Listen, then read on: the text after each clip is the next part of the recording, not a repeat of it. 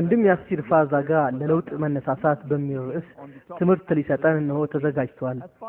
ወንድም ያሲር ፋዛጋን በተመለከተ ትንሽ ለመናገር ያክል እርሱ መንፈስ ቀስቃሽና ብዙ አይነት ቋንቋን የመናገር ጸጋን የታደለ ከዩኤስ አሜሪካን እስከ ካናዳ ከመካከለኛው ምስራቅ እስከ ሩቅ ምስራቅ ድረስ በሚያደርጋቸው መሳጭና ማራኪ ንግግሮች የሚታወቅ ዳኢ ነው።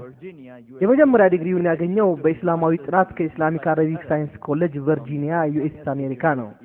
የማስተርስ ዲግሪውን ደግሞ ከካሊፎርኒያ ስቴት ዩኒቨርሲቲ በሳይኮቴራፒ ወስዷል። በአሁኑ ሰዓትም ወንድም ያሲር በስነ መለኮት ወይም ቴዎሎጂ በሎያል ሜሪሞንት ዩኒቨርሲቲ ሁለተኛውን የማስተርስ ዲግሪውን ለማግኘት ትምህርቱን በመከታተል ላይ ይገኛል። በተጨማሪም በኦሬንጅ ካውንቲ ኢስላሚክ ፋውንዴሽን በሚሽን ቪው ካሊፎርኒያ የሚገኘውን እርሱ የመሰረተውን ማህበረሰብ በኢማምነት እያገለገለ ነው። ሳይኮቴራፒስት እንደመሆኑ ቤተሰቦችን የሚፈታተናቸውን በህይወት የሚያጋጥሙ የተለያዩ ስነልቦናዊ ችግሮች፣ ቤተሰብን የሚያበጣበጡ ክስተቶች ዙሪያ እርስ በርስ የመግባባት ችግርን በመፍታት በጋብቻ ሁኔታ የትውልድ ክፍተትን ወይም ጄኔሬሽን ጋፕን በተመለከተ በአእምሮና በስብዕና መዛባት ዙሪያ ፍቺን በተመለከተ ብቸኛ ወላጆችንና የሚደርስባቸውን ሀዘን አስመልክቶ ወዘተ የሚነሱ ችግሮችን በመፍታት የበኩሉን ድርሻ ተወጥቷል፣ እየተወጣም ይገኛል። ያሲር ፋዛጋ የአረብኛ ቋንቋንና እስላማዊ ሳይንስን ላለፉት 8 ዓመታት ያስተማረ ሲሆን እስላማዊ የሆኑ መንፈሳዊ ዕውቀቶችንና እስላማዊ የፋይናንስ ኮንትራክት ክህሎቶችን ለአሜሪካን ኦፕን ዩኒቨርሲቲ ማህበረሰብ አካፍሏል። ወንድም ያሲር በተለያዩ የቴሌቪዥንና የሬዲዮ ጣቢያዎች አማካይነት ለመላው ዓለም የፕሮግራሙ ታዳሚዎች ስለ እስላም ሃይማኖት ስፍር ቁጥር የሌላቸው ገለጻዎችን አድርጓል። ስለ እስልምናና ከእስላም ጋር ተያያዥነት ባላቸው ርዕሶች ዙሪያ በተለያዩ ኮንፈረንሶች፣ አብያተ ክርስቲያናት፣ ሁለተኛ ደረጃ ትምህርት ቤቶች፣ ኮሌጆችና ዩኒቨርሲቲዎች የተገኘ ትምህርቶችን ሰጥቷል። በተጨማሪም የመሰረተውን የኦሬንጅ ካውንቲ ኢስላሚክ ፋውንዴሽን እየወከለ በተለያዩ መድረኮች በመገኘት ገለጻ ያደርጋል። ወንድም ያሲር ከአድማጮች ጋር በፍጥነት የሚገናኝበት የራሱ የሆነ ማራኪ ስብዕና ያለው ሲሆን ዘና ያለ ለዛ ያለው አቀራረቡ ብዙ አድማጮችን በዙሪያው እንዲሰባሰቡ ያደርጋል። ከአንድ ወር በፊት የላክንለትን የግብዣ ጥሪ በደስታ በመቀበል ከባለቤቱ ጋር ወደ ሙምባይ በመምጣቱ እንኳን ደህና መጣህ እያልኩ ወንድም ያሲር ፋዛጋን ወደ መድረኩ እጋብዛለሁ።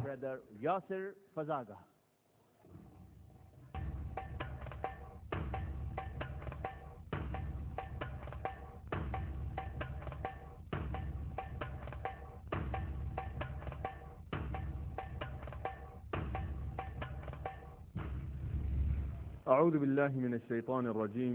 بسم الله الرحمن الرحيم.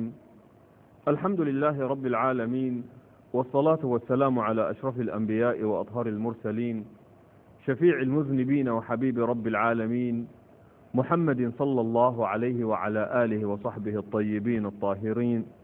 رب اشرح لي صدري ويسر لي أمري واحلل عقدة من لساني يفقه قولي. All praise is due to Allah. ምስጋና ሁሉ ተጠቃሎ የሚገባው ለአላህ ነው። የአላህ ሰላም እዝነት በመንወዳቸው ነብይ መሐመድ ሰለላሁ ዐለይሂ ወሰለም ላይ እንዲወርድ በመመኘት በእስላም ወንድሞቼና እህቶቼ ለሆናችሁ እንዲሁም ሙስሊም ላልሆናችሁና በሰው ዘርነት ወንድሞቼና እህቶቼ ለሆናችሁ የሰው ልጆች በመሆናችን ባለን ዝምድና አሰላሙ አለይኩም ወራህመቱላሂ ወበረካቱሁ በማለት ሰላምታዬን አቀርብላችኋለሁ። ወንድሞቼና እህቶቼ አላህ ሱብሓነሁ ወተዓላ በቁርአን ውስጥ የእርሱ መልእክተኞች ስለነበሩ ነቢያት ብዙ ታሪኮችን ገልጾልናል።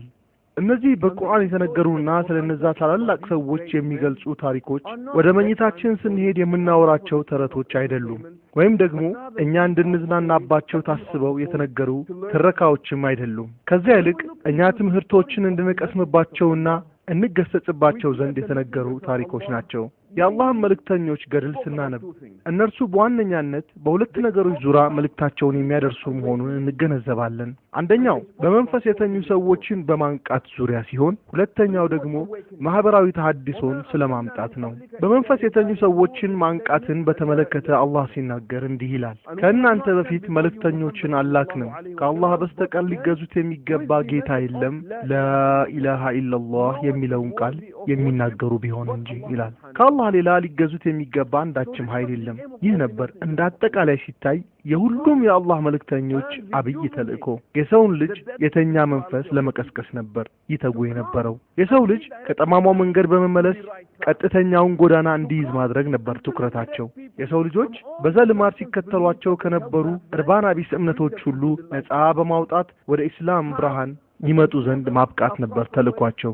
የሰው ዘሮች የዓለማት ጌታ ከሆነው ከአላህ ሱብሓነሁ ወተዓላ ጋር ያላቸው ግንኙነት መልካም እንዲሆን መርዳት ነው አብይ ጥረታቸው የነበረው። በዚሁ መሰረት የሁሉም የአላህ መልእክተኞች ዋነኛ ተልእኮ በመንፈስ የተኙን ነፍሶች ማንቃት ነው። ይህን ሲያደርጉም ከእነርሱ በፊት የነበሩ ነቢያት መልእክቶችን አንድም በተለያዩ የሃይማኖት ካህናት ወይም ቀሳውስት ወይም በጊዜ ብዛት ብልሽትና መዛባት ደርሶባቸው የነበሩትን መሰረታዊ ትምህርቶችን በማደስ ነው። ይሁን እንጂ ልክ በመንፈስ የተኙትን የማንቃት ያህል ጠቀሜታ ያለው ነገር አለ። የአላህ መልእክተኞች በመንፈስ ለደቀቁ ህዝቦች ያመጡላቸው ማህበራዊ ተሐድሶን ነው። የአላህ መልእክተኞች ወደ የህዝቦቻቸው እየመጡ አስተምረዋል፣ እንዲሁም ይህንን ሀቅ ሰብከዋል። ይህ ትምህርታቸው ላኢላሃ ኢላላህ ከአላህ ሌላ በሀቅ የሚገዙት ጌታ የለም በሚለው ከሊማ ላይ ብቻ አላቆመም። ከዚያ ጋር አብረው ያመጡት ነገር ነበር። ለአብነት ያክል ጥቂት ምሳሌዎችን እንመልከት። ሙሳ አለይሂ ሰላም ወደ ሰዎች ሲመጡ ላኢላሃ ኢላላህ እንዲሉ ነበር ግብዣ ያቀረቡላቸው። የአላህ መልእክተኞች እንደሚታወቀው የሚላኩት ከህዝቡ ውስጥ ሲሆን መልእክቱንም ሲያደርሱ ህዝቡን ወክለው ነው። ብዙውን ጊዜ የገዢ መደብ አባላትና ሹማምንት ናቸው መልእክቱን የሚገዳደሩት። እነዚህ ሹማምንት ስለ ቁርአን ሲያወሩ ከሰማችሁ በሚገባ ተከታተሏቸው፣ ምክንያቱም ይዋሻሉና። የስልጣን ባለቤቶች ለመናገር አፋቸውን ከከፈቱ ሊዋሹ ነው ማለት ነው። ምን ጊዜም አፋቸውን ለመናገር ሲከፍቱ ህዝቡን ወክለው የሚናገሩ መሆኑን ከመግለጽ ወደ ኋላ አይሉ። ይሁን እንጂ የሚናገሩት ነገር ሁሉ ህዝቡን የሚወክል ሳይሆን ራሳቸውን ብቻ የሚወክል ነው። የምንናገረው ለህዝቡ ጥቅም ነው ቢሉ ሐቁ ያ አይደለም። የሚናገሩ ከሆነ ምንጊዜም ለራሳቸው ጥቅም ብቻ ቆመው ነው። በዚህ አይነት ወደ ሙሳ ሁኔታ እንምጣ። ሙሳ አለይሂ ሰላም ህዝባቸውን ላኢላሃ ኢላላህ እንዲሉ ጥሪ ያቀረቡ። በሙሳ አለይሂ ሰላም ዘመን ከዚህም በተጨማሪ የተከሰተ ነገር ነበር። ህዝቦች ከዘቀጡበት መንፈሳዊ ህይወት በመለስ በፖለቲካው መስክ የተከሰተ አምባገነንነትም ነበር። በዚህ ሂደት ውስጥ የተወሰኑ ህዝቦች እንዲገለሉ ተደርገው ቆይተዋል። እነዚህ ህዝቦች በከፍተኛ ደረጃ እየተጨቆኑ ነበር። በእነዚህ ህዝቦች ላይ ይህን የመሰለ ግፍ የሚያደርስባቸውም አካልም ነበር። ይህ ኃይል በከፍተኛ ደረጃ የመከራን ቀንበር በጫንቃቸው ላይ ጭኖ እያሰቃያቸው ኖሯል።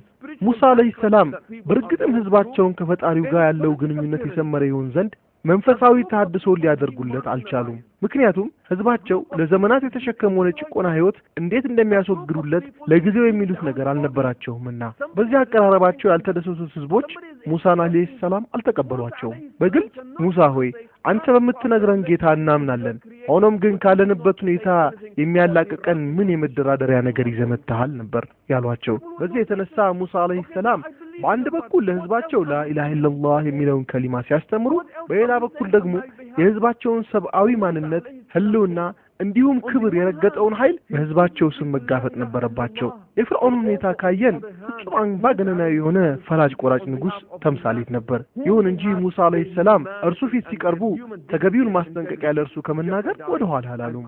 ሰብአዊ ፍጡሩን ያን በመሰለ ግፍ ሲረግጥ እንዴት አስችሏቸው ዝም ሊሉ ይችላሉ? በነገራችን ላይ በቁርአን ከተጠቀሱት ክርክሮች ሁሉ በጣም ደስ የሚለውና ማራኪው በሙሳ አለይሂ ሰላምና በፍርዖን መካከል የተደረገው ነው። አንድ ምሳሌ እንውሰድ። አላህ ሱብሓነሁ ወተዓላ ሙሳንና ሃሩንን ወደ ፍርዓውን ሄደው መልካምንና ልዝብን ቃል እንዲናገሩ አዘዛቸው። በዚህም ምክንያት ፍርዓውን ልቡ ሊለሰልስና ወደ ፈጣሪው መንገድ በመመለስ መልካም ሰው ሊሆን ይችላል ብለው አሰቡ። እርሱ መልካም ሰው ከሆነ በመላዋ ግብጽ ሀገር ያሉ ህዝቦች እንዲሁ መልካም ሰዎች ይሆናሉ ብለውም ገመቱ። በዚህ አይነት ሁኔታ ሙሳ አለይሂ ሰላም ወደ ፍርዓውን መጡና እኛ ከጌታ ወደ አንተ የተላክን መልእክተኞች ነን በማለት ለስለስ ብለው አናገሩት። በዚህ ገለጻቸው እኔና ወንድሜ ሃሩን ከጌታ የተላክን መልእክተኞች ነን አሉት። ልብ አድርጉ፣ ያሉት ምንድነው? እኛ ከጌታችን ወደ አንተ የተላክን መልእክተኞች ነን ሳይሆን ፈርዖን ሆይ እኛ ከጌታ ወደ አንተ የተላክን መልእክተኞች ነን ነው ያሉት። እነዚህ ሰዎች በዚህ ንግግራቸው ሊገልጹ የፈለጉት እውነታ አላህ በእኛ ላይ ያለውን ፍላጎት ያህል በአንተም ላይ አለው የሚለው ነው። አላህ እስካሁንም ድረስ ያንተ ጌታ ነው። ፈርዖን ሆይ የአላህ ሰላምና ጸጋ ቀናውን ጎዳና በተከተሉ ሁሉ ላይ ይሁን። ፍርዖን በሳል የሆነ ፖለቲከኛ ነበር፣ መሰሪና ብልጣብልጥም ነበር። እና እንዴት ነበር ይህንን ግብዣ ውድቅ ያደረገው? ማን ነው ይህ ጌታችሁ ሙሳ ሆይ በማለት ነበር። ይህ የእናንተም የእኔም ጌታ ማን ነው በማለት ፋንታ ይህ የእናንተ ጌታ ማን ነው ነው ያላቸው። ጥሩ ጥያቄ ነው በእውነቱ። አክብሮት የጎደለውና በትህትና ያልታጀበ ቢሆንም መልካም ጥያቄ ነው ፍርዖን ያቀረበው። ሙሳ ለዚህ ጥያቄ መልስ አቀረቡ። ያ ጌታችን እርሱ ሁሉንም ነገር የፈጠረ ትክክለኛ ቅርጹን የሰጠና የሚመራውም ነው አሉ። ይህ መልስ ለፍርዖን በጣም አስደናቂ ነበር። ለዚህ ምን መልስ ሊሰጥ ይችላል? ብዙ እንደሚታወቀው ራሱን ጌታ አድርጎ ነው የሚቆጥረው። በሌላ በኩል ሙሳ ስለ ጌታ ያቀረቡት ባህሪና ሐሳብ የተለየ ነበር። ሁሉንም ነገር የፈጠረና ቅርጽ ያስያዘ ጌታ መኖሩን መሰከሩለት። ታዲያ ከዚህ አካል ጋር እንዴት ሊወዳደር ይችላል ብሎ አሰበ። በኋላም ይህ ተንኮለኛ ባለስልጣን ምን እንዳደረገ ተመልከቱ። እርሱ ርዕሱን ፍጹም የተለየ መልክ ለማስያዝ በማሰብ ወደ ሌላ አጀንዳ ቀየረው እንዲህ በማለት And what does he say? قال فما بال القرون الأولى? What about the previous generations? ያለፉት ህዝቦች ሁኔታ እንዴት ነበር አለ። ተመልከቱ። ይህ ብልጣብልጥ መሪ ስለ አላህ ሲወራ የነበረውን ርዕስ በአንድ ጊዜ በመቀየር ዘሎ ወደ ሌላ ርዕስ የሄደበትን ሁኔታ። ይህን ለምንድን ነው ያደረገው? ብዙ ጊዜ ፖለቲከኞች የሚያደርጉት ያንን ነው። ማጭረፍረፍ ወይም ነገር ማሳከር ይሏል። ይህ ነው ነገር ማምታታት ምን እንደሆነ ሙሳ አለይሂ ሰላም ጠንቅቀው ያውቃሉ። ፈርዖን እየጠየቃቸው ያለው ስላለፉት ትውልዶች ነው። ሙሳ ሆይ አባቶቻችን ቅድመ አያቶቻችን መንገድ ስተዋል እያልክ ነው? እና የህዝቡ አባቶችና ቅድመ ትውልዶች ሁሉ መንገድ ስተዋል ከተባለ ህዝቡ ምን ሊሰማው ይችላል? እንግዲህ ስለ ቀድሞ ህዝቦች ሁኔታ ፈርዖን ሲጠይቅ ይህን የመሰለ እንደምታ በጥያቄው ውስጥ አለ ማለት ነው። ሙሳ አለይሂ ሰላም ራሳቸው በጣም ንቁና ብልጥ ስለነበሩ እርሱ በሄደበት አንጻር አልነበረም መልስ ሰጡት። قال علمها عند ربي في كتاب لا يضل ربي ولا ينسى. He said the knowledge of these generations is with my Lord. ከዚያ ይልቅ የእነዚያ ትውልዶች ዕውቀት ያለው በጌታዬ ዘንድ ነው። እርሱ የማይሳሳትና የማይረሳ በሆነው ጌታዬ መዝገብ ውስጥ ነው በማለት ከመለሱለት በኋላ መጀመሪያ ጠይቋቸው ወደ ነበረው የጌታቸውን አላህ ባህሪ ወደ ተመለከተው ሁኔታ ሊመልሱት ፈልጉ። እዚህ ላይ ማስተዋል ያለብን ጉዳይ ሁሉም የአላህ መልእክተኞች በጊዜያቸው ስላለው ነባራዊ ሁኔታ ትኩረት ማድረግ የሚሹትና የሚፈልጉት ወደ ኋላ ሄደው ከ100 ዓመት በፊት ስለተፈጸሙ ክስተቶች መከራከርና ንትርክ መፍጠር አይፈልጉም። እነርሱ የሚሉት አሁን ስለምንገኝበት ሁኔታና ስላለንበት ፈተና እንከራከር እንነጋገር ነው። ሌላ ምሳሌ በማንሳት ነብዩ ሉጥ አለይሂ ሰላም እንውሰድ። ሉጥ አለይሂ ሰላም ወደ ህዝባቸው ተልከው መጡ። መልእክታቸውም ግልጽ ነበር፣ ከአላህ ሌላ ምንንም ማንንም አታምልኩ የሚል። ይህ በመንፈስ የተኛውን ህዝባቸውን የቀሰቀሱበት መንገድ ነበር። ይሁን እንጂ ሉጥ አለይሂ ሰላም በነበሩበት ዘመንና ቦታ ሌላ አብይ ችግርም ተከስቶ ነበር። ህዝባቸው በመንፈስ የሞተ ብቻ ሳይሆን በሞራልና በስነ ምግባሩም የዘቀጠ ነበር። ነውረኛና ጸያፍ ድርጊቶች ተንሰራፍተው ቆይተዋል። ከዛ በፊት ያልነበረና ግብረገብነት የጎደለው ጾታዊ ግንኙነትን ስር ሰዶ ነበር። ነብዩ ሉጥ አለይሂ ሰላም ይህን የማህበረሰባቸውን ስር የሰደደ በሽታ ታዝበው ዝም አላሉም። ከዚያ ይልቅ በጥሉ በማውገዝ ሰዎች ከዚያ አስከፊ በሽታ የሚድኑበትን ዘዴ ነበር ያመላክቱ የነበረው። ምንድነው እሱ ያደርጉ የነበረው? ሰዎችን ወደ ላ ኢላሃ ኢላላህ ከጋበዙ በኋላ እንደገና ማህበራዊ ተሐድሶ ማድረግ እንዳለባቸው አበክረው ያሳስቧቸዋል። ህዝባቸውን በግልጽ እያናገሩ ከዚህ ዘግናኝ አባዜ ይላቀቅ ዘንድ ይሞግቱት ነበር። ይህን የተረገመ ማህበራዊ በሽታ በግልጽ እየተነተኑ የሚደርስባቸውን የአላህ ቁጣም እየጠቀሱ አስጠንቅቀዋቸዋል። ከዚህ ከሉጥና ከህዝባቸው ታሪክ ብዙ የምንማረው ነገር አለን። ዛሬ የምንገኝበትን ዓለም ስናስብ በዚህ ዙሪያ የሚያመሳስለን ብዙ ጉዳይ አለ። አሁን ባለንበት የገበያ ስርዓት አንድን ነገር ለመሸጥ ብትፈልጉ ጾታዊ ጉድኝትን እንደ ማሻሻጫ መጠቀም ይጠበቅባችኋል። የማስታወቂያ ስራዎች የግድ ወሲባዊ ላህ የተቀባቡ መሆን እንዳለባቸው ተደርጎ ይታሰባል። ለምሳሌ ሶዳን ለመሸጥ ከጾታ ጋር ማዛመድ ተለምዷል። የሆስፒታል አልጋንና ሆስፒታልን ለማስተዋወቅ የቁንጅና መግነጢስ መጠቀም የተለመደ ነው።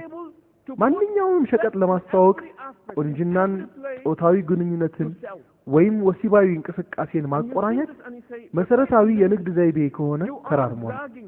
በዚህ ባለንበት ዘመን ማህበረሰቡ ሴት ልጅ የሸቀጦች ማሻሻጫ ዕቃ አድርጎ መቁጠርና እንደ ሰብአዊ ፍጡር ሳይሆን እንደ አንድ ግዑዝ አሻንጉሊት ማየቱ ተለምዷል። ይህንን ድርጊት እያየን እንዳላየን ማለፍ አይገባንም። ነብዩ ሉጥ አለይሂ ሰላም እንዳደረጉት ሁሉ እኛም ይህንን የረከሰ አካሄድ በጽኑ ማውገዝ አለብን። ሙሐመድን ሰለላሁ ዐለይሂ ወሰለም ብንወስድ የተለየ ነገር አናይም።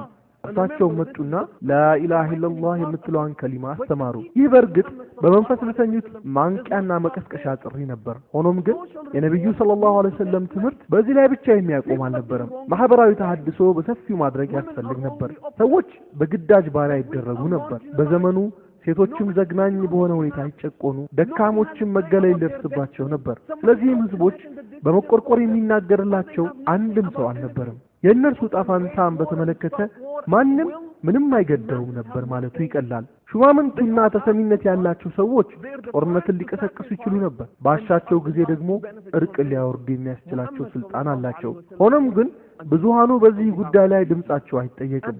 ጦርነቱ ሲፈነዳም እንዲዋጉ ሲጠየቁ የመጀመሪያዎቹ ገፈት ቀማሾችና የግንባር ስጋ ሆነው ብዙ ጉዳትን የሚያስተናግዱት እነሱ ናቸው።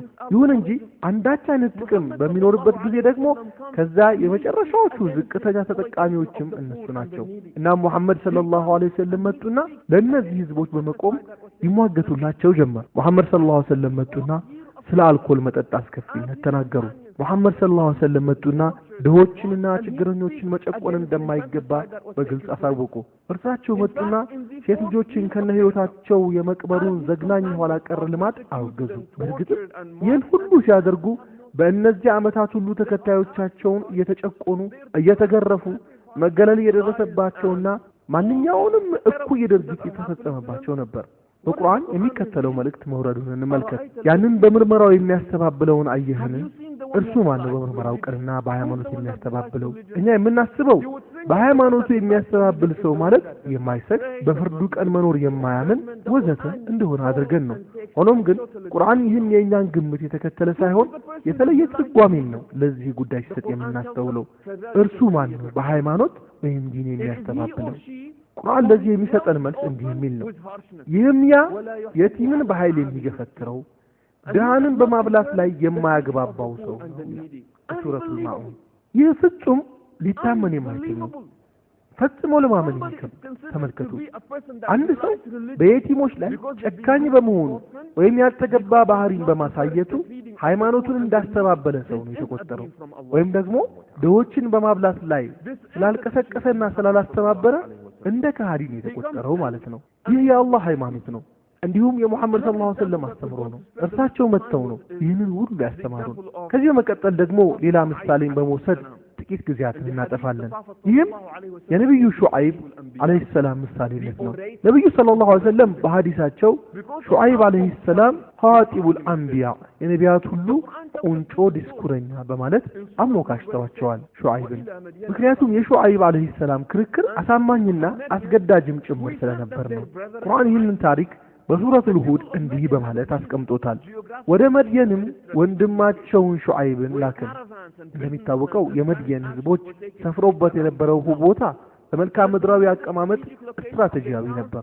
ለዚህም ዋነኛ ምክንያት የተለያዩ የንግድ ቅፍለቶች በእነርሱ ከተማ አቋርጠው ያልፉ የነበረ መሆኑ ነው። ይህን የከተማቸውን ስትራቴጂያዊነት የተገነዘቡት ህዝቦች አጋጣሚውን በመንተራስ ያለ አግባብ ሊበለጽጉበት በማሰብ ብዙ አይነት ግፎችን ይፈጽሙበት ነበር። እዚህ ከተማ የሚመጡ ወይም የሚያልፉ ህዝቦችን የተለያዩ ዘዴዎችን እየፈጠሩ ይበዘብዟቸው ነበር። ነብዩ ሹዓይብም አለይሂ ሰላም ልክ እንደ ሌሎቹ ነቢያት ወደ ህዝባቸው ሄደው ህዝቦቼ ሆይ አላህን ተገዙ፣ ከእርሱ ሌላ ለእናንተ አምላክ የላችሁም አሏቸው። ይህ አባባል በመንፈስ ያንቀላፉትን መቀስቀስ እንጂ ሌላ አይደለም። ቀጥለው የመድየን ህዝቦች በሞራል የደረሰባቸውን ኪሳራ እንዲህ በማለት እያነሱ ወቀሷቸው። ስፍርንና ሚዛንንም አታጉድሉ፣ እኔ በጸጋ ላይ ሆናችሁ አያችኋለሁ፣ እኔም በእናንተ ላይ የከባቢን ቀን ቅጣት እፈራለሁ። ሹዓይብ አለይሂ ሰላም በዚህ የቁርአን ገለጻ መሰረት ህዝባቸውን ያስጠነቀቁት ካጋጠማቸው የሞራል መንኮታኮት እንዲነሱ ለማስቻል ነው። እናንተ ብዙ ጸጋን ተሰጣችኋል። ይህን የሰጣችሁን ፈጣሪ አመስግናችሁ ባላችሁ ነገር ተብቃቁ። ከዚህ በላይ ለማግበስበስ በማሰብ ቁጣውን እንዳታተርፉ ነበር ያሏቸው። ሹዓይብ አለይሂ ሰላም ይህን በመናገር ብቻ አላቆሙም። እንዲህ በማለት ህዝባቸውን መገሰጻቸውን ቀጠሉ። ወያ ቀውሚ አውፉል ሚክያለ ወልሚዛን بالقسط ولا تبخسوا الناس أشياءهم. ህዝቦቼ ሆይ ስፍርንና ሚዛንን በትክክል ሙሉ ሰዎችንም አንዳችን ነገር አታጉድሉባቸው በምድርም ውስጥ አጥፊዎች ሆናችሁ አታበላሹ ስፍርንና ሚዛንን ሞልታችሁ የተረፈው ሲሳይ ለእናንተ የተሻለ ነው ምእመናን እንደሆናችሁ አላህ በሰጣችሁ ውደዱ እኔም እናንተ መካሪ እንጂ በእናንተ ላይ ተጠባባቂ አይደለሁም አሏቸው ነብዩ ሹዓይብ አለይሂ ሰላም ህዝባቸው መምከራቸውን ቀጥለው ይህን ይበሉ እንጂ ቀና የሆነ መልስ ከህዝባቸው አላገኙም ሰዎቹ የሰጧቸው መልስ ደስ የሚል ነበር ሹዓይብ ሆይ ስግደትህ አባቶቻችን የሚገዙትን ጣዖታት እንድንተው ወይም በገንዘቦቻችን የምንሻውን መስራት እንድንተው ታዛለችን ሹዓይብ አለይሂ ሰላም አርሳቸው የሚከተሉትን በጌታቸው የታዘዙትን የሥነ ምግባር ደንብ በማብራራት በዚያም ደንብ ውስጥ የአኗኗር ለውጥ ማምጣት እንዳለባቸው አሳሰቧቸው ለውጥን ማምጣት ግዴታ ነው መጥፎን ነገር ለማስወገድና መልካምን ነገር ለማምጣት መጥፎ ዘዴን ወይም መንገድን መከተል አይገባም መጥፎን ነገር በመጥፎ ነገር ማስወገድ አይቻልም መጥፎ ድርጊትን ማስወገድ የሚቻለው ከዚያ ነገር የተሻለ መንገድን በመጠቀም ነው ስለሆነም ሹዓይብ ይህንን ሁኔታ እንዴት ሊያስወግዱት እንደሚሞክሩ እቅዳቸውን እናያለን እንዲህ ይላሉ ህዝቦቼ ሆይ ንገሩኝ ከጌታዬ በሆነ አስረጅ ላይ በሆነና ከእርሱም የሆነን መልካም ሲሳይ ቢሰጠኝ በቅጥፈት ልቀላቅለው ይገባልን ከእርሱ የከለከላችሁን ነገርም እናንተን ከልክዬ እኔ ልሰራ አልሻም በተቻለኝ ያክል ማበጀትን እንጂ አልሻም ለደግ ስራ መገጠሜን በአላህ እንጂ በሌላ አይደለም በእርሱ ላይ ተመካሁ ወደ እርሱ መመለሳለሁ ሰዎች አንተ ተሐድሶ እንቅስቃሴ ይቀበሉት ወይም አይቀበሉት አይደለም ዋናው ቁም ነገር ማንኛውም የዘቀጠ ስነ ምግባር ሲናይ ይህን ጉዳይ ማስወገድ የኛ ሞራላዊ ግዴታ መሆኑን መቀበል አለብን ምንም እንኳን ጉዳዩ በቀጥታ ከእኛ ጋር ባይገናኝም በተቻለን አቅም መፍትሄ ልናደርግለት ይገባል እንጂ እንዲሁ ብቻ ተራግመን ወይም ኮንነን ዝም ማለት የለብንም ወንድሞችና እህቶቼ በአሁኑ ጊዜ ወጣት ወንድና ሴት አውሮፓውያን በየአደባባዮቹ የተሰለፉ የኢራቅን ጦርነት የዓለም አቀፉ ንግድ ድርጅት የጂ8 የበለጸጉ ሀገራትን ስብሰባ ሲያወግዙ እናያለን ይህን ድርጊታቸውን ከማድነቅ ልንገታ አይገባም እነዚህ ወጣት አውሮፓውያን በየሀገሮቻቸው ምቾት ያልተለየው ኑሮን ነው እየገፉ የሚገኙት ሆኖም ግን በሌላ ሀገር ባሉ ሰዎች ሁኔታ ስሜታቸው እየተነካ ነው ያንን የሚያደርጉት ስለዚህ ወደ የአደባባዮች ጎዳናዎች እየወጡ ይሰለፋሉ የሚገርማችሁ ነገር የኢራቅን ጦርነት በመቃወም በማድሪድና በለንደን ከተሞች የተሰለፉ ህዝቦች በሙስሊም ሀገራት ከተሰለፉት ህዝቦች በቁጥር ይበዛሉ ይህን ነገር ስናይ ለምን ማለታችን አይቀርም አንድን መጥፎ ድርጊት ሲፈጸም ስናይ መቃወም አለብን እነዚያ ግፍ የሚፈጸምባቸውና የሚገለሉትን ህዝቦች ወክለን መናገር ያለብን እኛ ሙስሊሞች አልነበርንም ይህ የነብዩ ሰለላሁ ዐለይሂ ወሰለም ሱና አይደለም ይህ እርሳቸው ያስተማሩት መንገድ አይደለም በመሰናበቻው ሐጅ ወቅት ነብዩ ሰለላሁ ዐለይሂ ወሰለም የተናገሩትን እናስታውስ ያን እርሳቸው በሚናገሩበት ወቅት ስሜትን የሚስብ ሁኔታ ተፈጥሮ ነበር ነብዩ ሰለላሁ ዐለይሂ ወሰለም እንዴት ነበር ያሉት እናንተ ሰዎች ሆይ በማለት ነበር ንግግራቸውን የጀመሩት ያንን አባባል እኔ በኩሌ በጣም ወደዋለሁ እናንተ የሰው ልጆች ሆይ ነው ያሉት እናንተ ምእመናን ሆይ ወይም እናንተ ሙስሊሞች ሆይ አላሉ ያሉት ምንድነው እናንተ ሰዎች ሆይ ምክንያቱም የእርሳቸው መልእክት ዓለም አቀፋዊ በመሆኑ ነው በዛሬው አባባል ብንተረጉመው እርሳቸው የዘመናቸው ንቁ የፖለቲካ ተሳታፊ ወይም መሪ ወይም ሊዲንግ አክቲቪስት ነበሩ ማለት እንችላለን ለምን ቢባል ነብዩ ሰለላሁ ዐለይሂ ወሰለም ያነሷቸው የነበሩ የመነጋገሪያ አጀንዳዎች ሁሉ በጣም አሳሳቢና የህብረተሰቡ አንገብጋቢ ጥያቄዎች ስለነበሩ ነው ይህን ጽንሰ ሐሳብ በቁርአን ውስጥ በግልጽ ተቀምጦ እናገኘዋለን ቁርአን የሚያስገነዝበን እኛ የሙስሊሙ ኡማ አባላት በነፍስ ወከፍ በጥሩ ነገር ለማዘዝና ከመጥፎም ነገር ለመከልከል በቋሚነት አደራ የተሸከምን መሆኑን ነው እንዳልኳችሁ ይህ ጉዳይ የአማኞች ሁሉ አቋም ሆኖ መገኘት እንዳለበት ቁርአን ያስገነዝበናል እኛ ሙስሊሞች የራሳችንን ህይወት መኖር ብቻ አይደለም ትልቁ ኃላፊነታችን ሌሎችም ህዝቦች ትክክለኛውን ህይወታቸውን በአግባቡ መምራት እንዲችሉ መርዳትም ጭምር እንጂ ምክንያቱም የሰው ልጆች እንደመሆናችን በጋራ የሚያስተሳስሩን ብዙ ጉዳዮች ይኖራሉና ይህ ነው የእስላም መልእክት ነብዩ ሰለላሁ ዐለይሂ ወሰለም ሲናገሩ አንድ መጥፎ ድርጊት ሲፈጸም ያየ በእጁ ያስቁመው። ይህን ማድረግ ካልቻለ በምላሱ ይናገር። ይህንን ማድረግ ካልቻለ ጉዳዩን በልቡ ጠልቶ ዝም ይበል።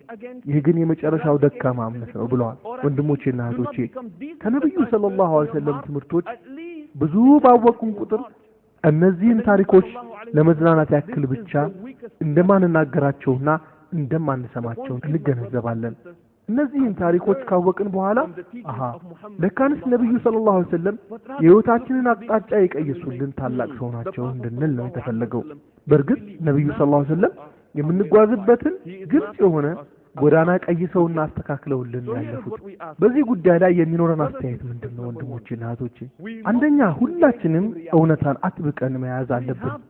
ይህን ማድረግ ያለብን ስለመሆኑ እንዳስተያየት ወይም ምክር እንዲቀርብልን መጠበቅ የለብንም። ግዴታችን መሆኑን ማወቅ አለብን። ሁልጊዜም ከእውነት ጋር የተቆራኘን መሆን ይገባናል። እዚህ ላይ ይህንን ስንሰማ አንድ አይነት አዝማሚያ ሊያድርብን ይችላል። አሁን የገጠሙን ችግሮች ሁሉ የወረስነው ከአባቶቻችን ነው። ይህንንም ልጆቻችን ቀስ በቀስ ያስተካክሉታል። ስለዚህ እኛ ምን ልናደርግ እንችላለን ልንል እንችላለን። ይህ አባባል ተቀባይነት የለውም።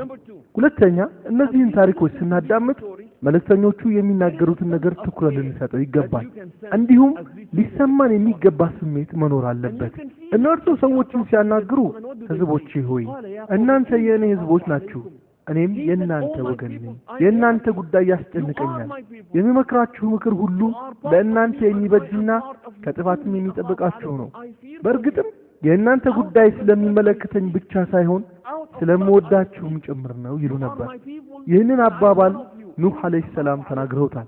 ነብዩ ሁድም አለይሂ ሰላም በዚህ አይነት ህዝባቸውን አናግረዋል። ሹዓይብም አለይሂ ሰላም ቢሆኑ ይህንኑ ለህዝባቸው የገለጹት። ህዝባቸው ላይ የሚደርሰው መከራ በእርሳቸው ላይ እንደሚደርስ ነበር ይገልጹ የነበረው።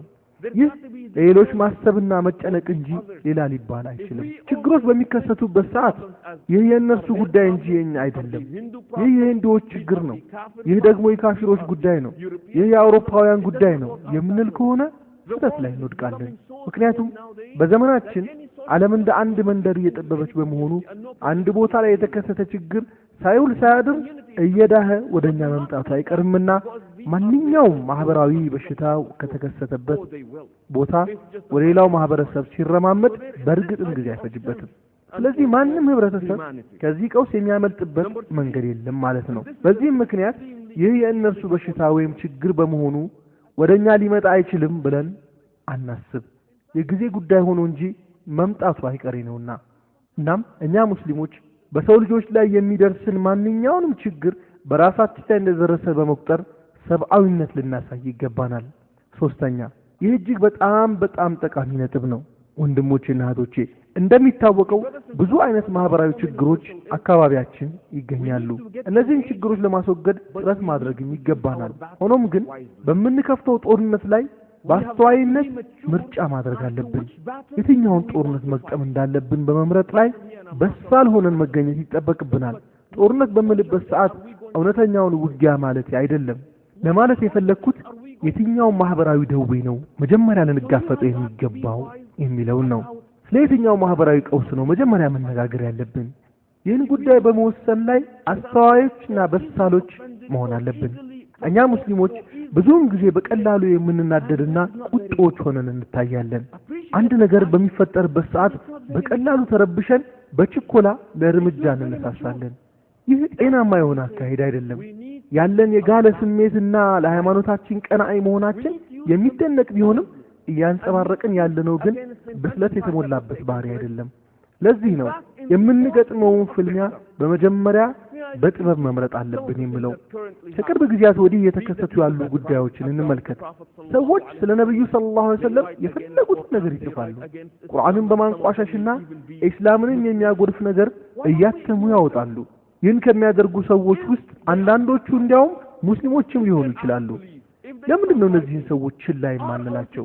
እነዚህ ሰዎች የሚጽፉትን ነገር ስናይና እኛ ያለንበትን ሁኔታ ስንገመግም እውነቱን ለመናገር እኛ የምንገኝበት ሁኔታ የተሻለ ነው? እነርሱ ከኛ የተሻለ የኑሮ ደረጃ የላቸውም እንዴ? የእነርሱ መንግስት ለህዝቦቻቸው የተሻለ ነፃነት ሰጥተው የለም እንዴ? ይህንን ፍልሚያ ልናደርግ ከመነሳታችን በፊት የኛ ህዝብ ኑሮ ተሻሽሏል ለመሆኑ የዚህ ፍልሚያ ውጤት ምን ሆነ? ምንድነው ያገኘነው ድል? አሁን ሰዎችን ታዋቂና ዝነኛ እንዲሆኑ አድርገናቸዋል። እንዲሁም እንደ ጀግና ወይም ታላቅ አርበኛ እንዲቆጠሩ አብቅተናቸዋል። በእርግጥም ባለጸጋ እንዲሆኑም መንገዱን ከፍተንላቸዋል። ምክንያቱም በእኛ መጫጫህና ተቃውሞ የተነሳ የህዝቦችን ትኩረት መሳብ በመቻላቸው መጽሐፍቶቻቸውም በአንድ ሌሊት ተሽጠው አልቀዋል። በዚህ ሁሉ የተነሳ ምን አገኙ? ምንስ አተረፍን? እነዚህ ሰዎች የበለጠ ባለዝና ሆኑ። ስራዎቻቸውና ሐሳባቸው በስፋት ተሰራጩ። ብዙ ሰዎች ከጎናቸው ቆመው ይደግፏቸው ተዘጋጁ። ብዙ ሰዎችም በየአደባባዩ የእነሱን አርማ አንግበው ወጡ። ስለሆነም ፍልሚያ የምንገጥምበትን የጦርነት አውድ በጥንቃቄ መውረጥ አለብን። የነብዩን ሰለላሁ ዐለይሂ ወሰለም ሲራ ስንመለከት ነብዩ ሰለላሁ ዐለይሂ ወሰለም የተለያዩ ችግሮችን ሲጋፈጡ እናያለን። ሆኖም ግን አንድን እኩይ ነገር በስሜት ተነሳስተው ሊያጠፉት አይሞክሩም ነበር። ዝምታን መምረጣቸውና መታገሳቸው ያንን እኩይ ነገር የመደገፋቸው ምልክት እንደሆነ ተደርጎ መቆጠር የለበትም። ትክክለኛና አመቺ ጊዜ እስኪመጣ ድረስ ታግሶ መቆየት እንደሚያስፈልግ ጠንቅቀው ስለሚያውቁ ነበር መታገስን መምረጣቸው። ወደኛ ጉዳይ እንምጣና ይህን ያደረግን ያለነውን ነገር የምናደርግበት ጊዜ አሁን አይደለም። ከዚያ የሚቀድሙና አንገብጋቢ የሆኑ ሌሎች ጦርነቶች አሉብን። እኔ በበኩሌ ይህ ድርጊት ሲፈጸም አይቼ ሳይሰማኝ ቀርቶ ወይም ደግ አደረጉ ብዬ አይደለም። ሆኖም ግን እንዲህ አይነት ውጊያዎችን የምናደርግበት ሰዓት አሁን ነው ብዬ አላምንም። እኛን የሚጠብቁን ታላላቅ የሆኑ ፍልሚያዎች ከፊት ለፊታችን አሉና አስተውሱ ወንድሞቼና እህቶቼ፣ የኢስላም የትምህርት ስልት እንዲሁ የተሰመረ አግድም መስመር አይደለም። ከዚያ ይልቅ ተዳፋት ወይም ስሎፕ ያለው መስመር ነው። ይህም ማለት ጠቃሚና በጣም ጠቃሚ ተብለው የሚፈረጁ በማህበረሰባችን ውስጥ የሚገኙና በቅደም ተከተል እናስወግዳቸው የሚገቡ ደዌዎች አሉብን። ይህን ከየት ነው የምናገኘው?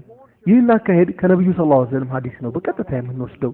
ነብዩ ሰለላሁ ዐለይሂ ወሰለም ሲናገሩ ኢማን ወደ 70 የሚሆኑ ቅርንጫፎች አሉት።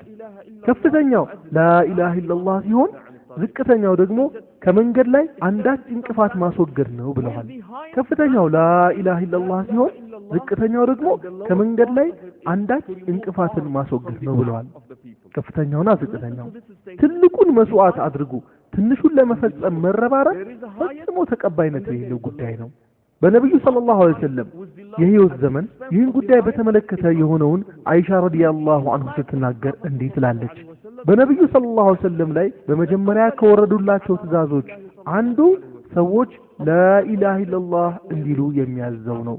ከዛ ቀጥሎ ስትናገር በመጀመሪያ የወረደላቸው ቁርአን ሰዎች ኸምር ወይም አስካሪ መጠጥ እንዳይጠጡ የሚከለክለው ህግ ቢሆን ኖሮ አረቦች ወላሂ ኸምር ከመጠጣት አንወገድም በማለት ትእዛዙን በጣሱ ነበር ትላለች። ምክንያቱም ግልጽ ነው።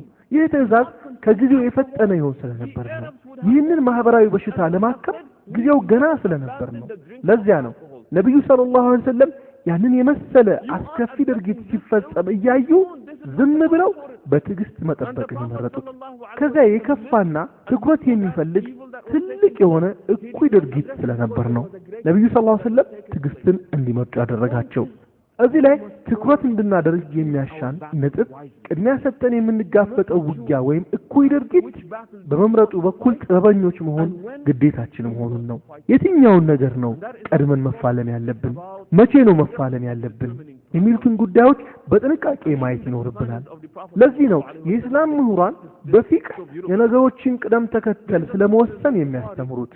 ይህንን ጉዳይ የነብዩ ሰለላሁ ዐለይሂ ወሰለም ባልደረቦችም እጅግ በአማረ ሁኔታ ሲተገብሩት ታሪካቸውን እናነባለን። በቡኻሪ ላይ አንድ ክስተት ተዘግቦ ይገኛል። በሚና የሚሰገድን ሰላት በተመለከተ የሚናገረው ክፍል ውስጥ ይህ ታሪክ ይገኛል። ሰዎች ወደ ሚና በሚሄዱበት ጊዜ ሰላታቸውን ያሳጥራሉ።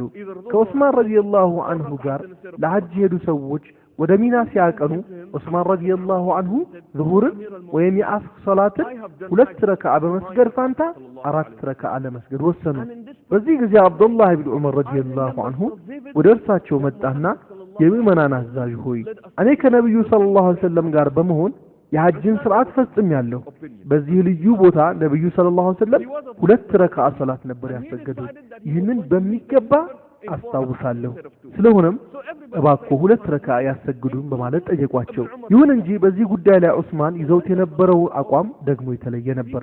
ስለሆነም 2 ረካ በማሰገድ ፋንታ 4 ረካ እንዲሰገድ አደረጉ። በዚህ አይነት ሁሉም ሰው አብዱላህ ኢብኑ ዑመር ረዲየላሁ ዐንሁ ጨምሮ ከኋላቸው ቆሞ ሰገደ።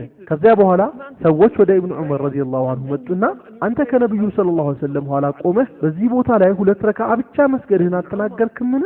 አሁን ዑስማን ረዲየላሁ ዐንሁ አሰግደው እስኪጨርሱ ድረስ ቆይተሃል። ከዚህ በኋላ ነብዩ ሰለላሁ ዐለይሂ ወሰለም እንደሰገዱት ልታሰግድ ይገባሃል አሉት። በዚህ ጊዜ ኢብኑ ዑመር ረዲየላሁ ዐንሁ የሚደንቅና ጥልቅ ግንዛቤ የሚያስጨብጥ ንግግር እንዲህ በማለት አቀረቡ። ሰዎች ሆይ ዝም በሉ። ሶላትን ማሳጠር ሱና ነው። የሙስሊሞች አንድነት ግን ግዴታ ወይም ዋጅብ ነው። ስለሆነም ግዴታ የሆነን ነገር ሱና ለሆነ ነገር አሳልፎ መስጠት ተገቢ አይደለም። አዎ ግዴታ የሆነ ነገር ሱና በሆነ ነገር መለወጥ ተገቢ አይደለም። እኛ በየቀኑ እያደረግን ያለነው ግን ይህንን ነው። ዋነኛ የሆኑ ግዴታዎችን ወደ ጎን ብለን ለሱና ትኩረት ስንሰጥ እንታያለን። ይህ ማለት ሱና አስፈላጊ አይደለም ማለት አይደለም። ሆኖም ግን ግዴታ የሆኑ ነገሮችን ሰውተን መሆን የለበትም ሱናን መፈጸም ያለብን። ሱና የሆኑ ነገሮችን ለመፈጸም ብለን ግዴታ የሆኑ ነገሮችን ለድርድር ማቅረብ የለብንም። ስለሆነም በዚህ በኩል ብስለት የሚንጸባረቅብን ሰዎች መሆን አለብን። ታውቃላችሁ ሰዎች ለነገሮች ዋጋ ሲሰጡ ልታዩ ትችላላችሁ። እኔ በበኩሌ በሰው ልጆች ላይ ያለኝ እምነት ከፍ ያለ ነው። ይህ እምነት የተመሰረተው የሰው ልጆች ሲባሉ በአጠቃላይ ጥሩ ናቸው ከሚል ነው። መንገድ የሚያሳያቸው ከተገኘና ከተመሩ ደግሞ የበለጠ ጥሩ ይሆናሉ። ብዙም ጊዜ ሰዎች በነብዩ ሰለላሁ ዐለይሂ ወሰለም መልእክት በጣም በሚያስደንቅ ሁኔታ ይማረካሉ። በሱረቱ ነህል ቁጥር 90 ላይ ያለውንና አላህ በማስተካከል በማሳመርም ለዝምድና ቤት በመስጠትም ያዛል። ከአስከፊም ከማመንዘር ከሚጠላም ነገር ሁሉ ከመበደልም ይከለክላል። ትገነዘቡ ዘንድ ይገስጻችኋል የሚለውን የቁርአን አንቀጽ ዑስማን ኢብኑ መዝዑን ረዲየላሁ ዐንሁ የተባለው የነብዩ ሰለላሁ ዐለይሂ ወሰለም ባልደረባ ለመጀመሪያ ጊዜ ሲሰማ ላኢላሃ ኢላላህ ሙሐመድ ረሱላህ አለ። ምንም እንኳን ይህ ሰው ከዛ በፊትም ሙስሊም የነበረ ቢሆንም ይህን ሲናገር የሰሙት ነብዩ ሰለላሁ ዐለይሂ ወሰለም ምን ተፈጠረ ሲሉ ጠየቁት። እርሱም የአላህ ነብይ ሆይ ከዚህ በፊት እርስዎ እስላምን እንድቀበል ግብዣ ሲያቀርቡልኝና በተደጋጋሚም ስለዚህ ጉዳይ ሲያናግሩኝ ሀፍረት ይዞኝ ነበር ለነገሩ ያህል የተቀበልኩት። በዚያን ጊዜም በጣም ጥሩ ላኢላሃ ኢላላህ ሙሐመድ ረሱላህ እላለሁኝ አልኩኝ። አሁን ግን ይህን ውብና ማራኪ የቁርአን አንቀጽ ሰማ መንፈሴንና ሁለመናዬን ስለማረከው ከልቤ ስራ አውጥቼ ነው ላኢላሃ ኢላላህ ሙሐመድ ረሱላህ ያልኩት አላቸው። ከዚያ በኋላ ይህ ሰው ምን አደረገ? የነብዩ ሰለላሁ ዐለይሂ ወሰለም አጎት ወደ ነበሩት አቡ ጣሊብ እየሮጠ ሄደ። እዚያ እንደደረሰ አቡ ጣሊብ ሆይ ለወንድሞ ልጅ የወረደላቸውን የቁርአን አንቀጽ ያድምጡ ካለ በኋላ ይህን ማራኪ አንቀጽ አንበበላቸው። እርሱ የገመተው ይህ አንቀጽ በእርሱ ላይ ያሳደረውን ተጽዕኖ አምሳያ በእርሳቸውም ላይ ሊያመጣ ይችላል ብሎ ነበር። አቡ ጣሊብ ግን ይህን የቁርአን አንቀጽ ካዳመጡ በኋላ እንዲህ አሉ፣ ሰዎች ሆይ መሐመድን ተከተሉ ፈላህ ትወጣላችሁ። መሐመድን ብትከተሉ ቅኑን መንገድ ትመራላችሁ። ወላሂ ይህን ነገር ራሱ ነው የፈጠረው ብላችሁ ብታምኑምና ከአላህ አልወረደም ብላችሁ ብትጠረጥሩ እንኳን ይህ የሚናገረውን ነገር የኑሮ ስርዓት አድርጋችሁ በመውሰድ ልትይዙትና ልትመሩበት ትችላላችሁ። የሚናገረው ነገር የተቀጣጠፈ ማታለያ ነው ብትሉ እንኳን ፍሬ ሐሳቡ መልካም በመሆኑ ተከተሉት። እርሱን ብትሰሙትና ብትከተሉት ብልጽግናን ታገኛላችሁ አለ። እንደሚታወቀው አቡ ጣሊብ ሙስሊም ሆነው ለመሞት አልታደሉም ነበር። ታዲያ እኛ ምንድነው የምንፈልገው? እኛ እውነትን ለመያዝና እርሱንም ለማስፋፋት ነው የምንሻው። እንደሚታወቀው ብዙ አይነት ማህበራዊ ቀውሶች ዙሪያችንን አካበውናል። በያዝነው እውነት ተመርተን ለሰዎች ስለ እስላም ልንነግራቸው ይገባል። እንዲሁም በዚህ እውነት ተመርተን የሰው ልጆች የሆኑት ወንድሞቻችንና እህቶቻችን የተሻለ ህይወት እንዲኖራቸው ለመርዳት እንችላለን። ለምን እኛ በተለያዩ ዘመቻዎች አንሳተፍም? ለምሳሌ በጸረ አደንዛዥ ዕፅ ዘመቻ መሳተፍ እንችላለን። እንደሚታወቀው የአፍዝ አደንግዝ ዕፅ ልጆቻችንን አድርጎ እየበላብን ይገኛል። ወጣት ወንዶችና ሴቶችም ሙስሊም ቢሆኑም ባይሆኑም በከፍተኛ ደረጃ መቀመቅ እየከተታቸው ይገኛል። እኛ እንደ ሙስሊም ኮሚኒቲ አባልነታችን ይህን ለምን አናደርግም? በነገራችን ላይ ነብዩ ሰለላሁ ዐለይሂ ወሰለም ስለዚህ ታላቅ አደጋ አሳምረው ነው የተናገሩት። ኸምረን ኡሙል ኸባኢስ ብለው ነው የሰየሙት። ይህም ማለት የወንጀሎች ወይም የኃጢአቶች ሁሉ እናት ማለት ነው። ሁሉም አይነት የሚያሰክር ነገር እዚህ ውስጥ ይገባል ማለት ነው። ስለዚህም ሙስሊሙ ኡማ በዚህ አስካሪ መጠጥና አደንዛዥ ዕፅን የማስወገድ ዘመቻ የመሪነቱን ሚና መጫወት አለበት። ታዲያ እኛ ይህንን ለምን አንፈጽም? እኛ ወደ ሰዎች ሄደን የእስላም ሃይማኖት የሚያስተምረው እንደዚህ ነው ለምን አንላቸው? እንዲህ ማድረጋችን ታላቅ የሆነ ዋጋ ያለው ነገር ነው። በአንድ ወቅት አንድ እህታችን መስጊድ መታ ሸሃዳ ያዘች፣ ኢስላምን ተቀበለች። እኔም ምን አልኳት፣ ሰዎች እንዴት እስላምን ሊቀበሉ እንደቻሉ ማወቅ እንፈልጋለን አልኳት። ምክንያቱም በጣም የሚያነሳሳ ነገር ነው፣ የሚቀሰቅስ ነገር ነው። አንዳንድ ጊዜ ወደ እስላም የሚመጡ ወንድሞችና እህቶች ወደዚህ ሃይማኖት ሲመጡ በእስላም ውስጥ እኛ ያላስተዋልነውን ነገር እያስተዋሉ ነው። ምክንያቱም አንዳንዶቻችን እኛ ያላስተዋልነው ኢስላም በውርስ ያገኘነው ያለፋንበትም ስለሆነ ነው። ስለዚህም ለዚህ እህታችን እንዴት እስላምን ልትቀበይ ቻልሽ? ምን ተፈጠረ? ምን ገጠመሽ? የሚል ጥያቄ ጠየኳት። እሷም አለችኝ በእኛ ኩባንያ ውስጥ ወይም ካምፓኒ ውስጥ አንድ ሙስሊም ሰው አለ። በክሪስማስ ወይም በገና በዓል ወቅት ካምፓኒዎች አንዳንዴ ለሰራተኞቻቸው ስጦታ ይሰጣሉ። አንዳንዴ ገንዘብ፣ አንዳንዴ የተለያየ አይነት ስጦታዎችን ይሰጣሉ። በአንድ ወቅት ካምፓኒያችን ለሁሉም ሰው ሻምፓኝ የሚባል መጠጥ ለመስጠት ወሰነ። ወይም ደግሞ በርካታ ሻምፓኝ ስላላቸው በስጦታ መልክ ለመስጠት ወሰኑ። እናም አለችኝ ሻምፓኙን ለማደል ሲወሰን ይህ ሰው መንፈሱ ተረበሸ፣ ፊቱ ተቀያይሮ አየሁት፣ ሐሳብ ገብቶት አየሁት። እኔም ሁኔታው ጥሩ ስላልነበረ ምን አጋጥሞት ይሆን ብዬ በማሰብ ልጠይቀው ተጠጋሁት እና ምንድን ነው ስለው ይህን ሻምፓኝ የምትሉትን መጠጥ ፈርቼ ነው። እኔ እድሜን ሙሉ ይህንንም ሆነ ሌላ አይነት መጠጥ ነክቼ አላውቅም አለ። እኔም ሙስሊም ነኝ አለኝ። በመሆኑም እኛ በሃይማኖታችን ሌላው ቀርቶ አስካሪ መጠጥን በእጃችን እንድነካ እንኳን አይፈቀድልንም። ስለሆነ ማንም ሰው ሻምፓኝ እንዲሰጠኝ አልፈልግም አለኝ። እኔ ምን ማለትህ ነው ስለው እንዲህ እንድናደርግ ሃይማኖታችን አይፈቅድልንም አለኝ። እኔም እድሜ ልክህን አልኮል ነክተህ አታውቅም ማለት ነው ስለው በፍጹም ነክቼ አላውቅም አለኝ። ቀጥዬም አሁን አንተ ሻምፓኙ ቢሰጥህ አትወስድም ስለው በፍጹም አልወስድም በማለት መለሰልኝ። እኔም ይህን ሃይማኖት ማወቅ አለብኝ፣ ሃይማኖት ምን እንደሆነ ላውቅ እፈልጋለሁ በማለት ወደ እስላም ያመጣትን ነገር ተረከችልኝ። ከዚህ በኋላም እንዳለችው ማንበቧን ተያዘችው እና እስላምን ተቀበለች። ይህ ነው ዋናው ነጥብ። ሰዎች የአልኮልን አስከፊነትና በማህበረሰባችን ላይ የሚያደርሰውን አፍራሽ ተጽዕኖ ማወቅ አለባቸው። ሙስሊሞች ይሁኑ የሌላ ሃይማኖት ተከታዮች፣ አንድ ሙስሊም ያልሆነ ሰው አልኮል ቢጎነጭ ሰክሮ መኪና ሲያሽከረክር ከማህበረሰቡ አባላት አንዱን ወይም የተወሰነውን ገጭቶ አደጋ ቢያደርስ ምን እንጠቀማለን?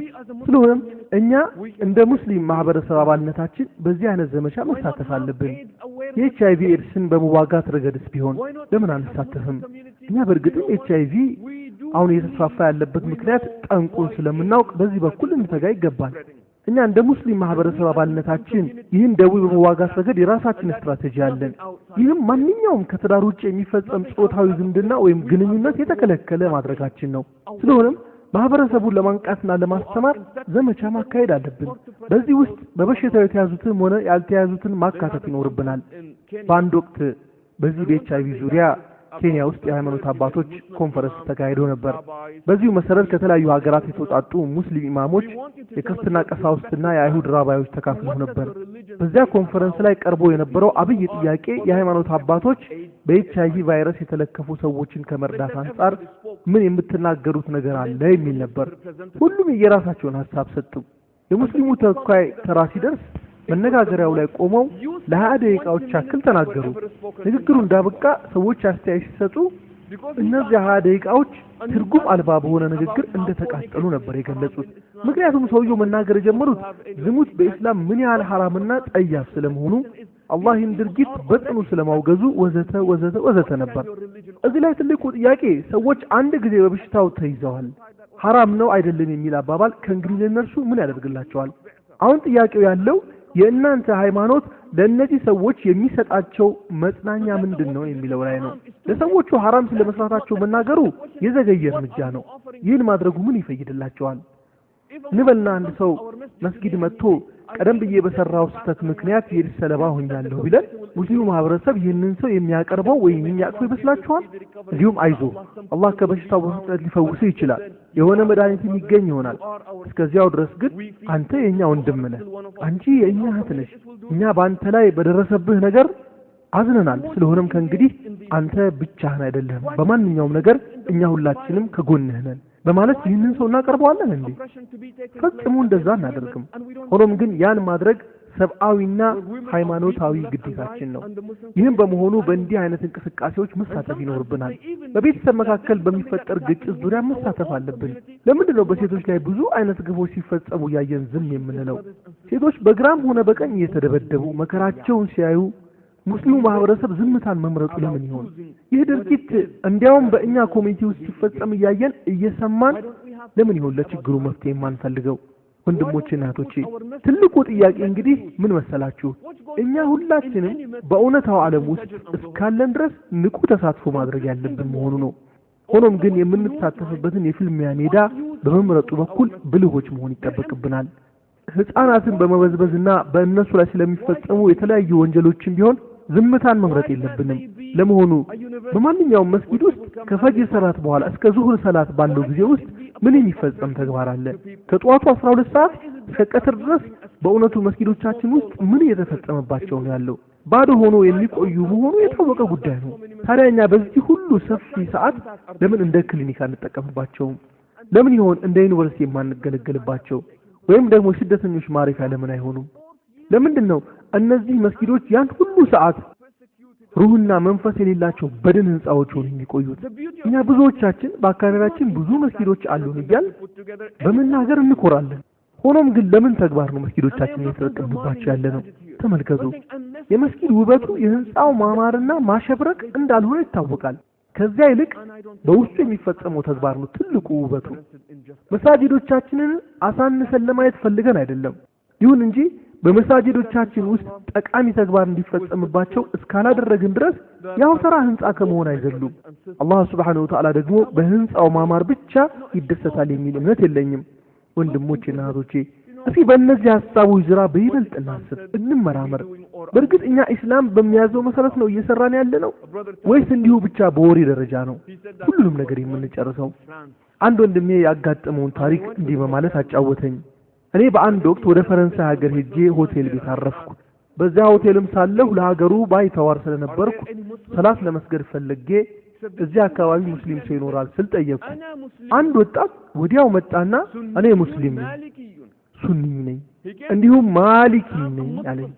የማሊኪ መዝሐብ ተከታይ ነኝ ለማለት ነው። እኔም በዚህ ጊዜ ማሻአላህ ካልኩት በኋላ ወንድሙ ይሄ ለመሆኑ ቂብላው ወዴት ነው ስል ጠየቅኩት።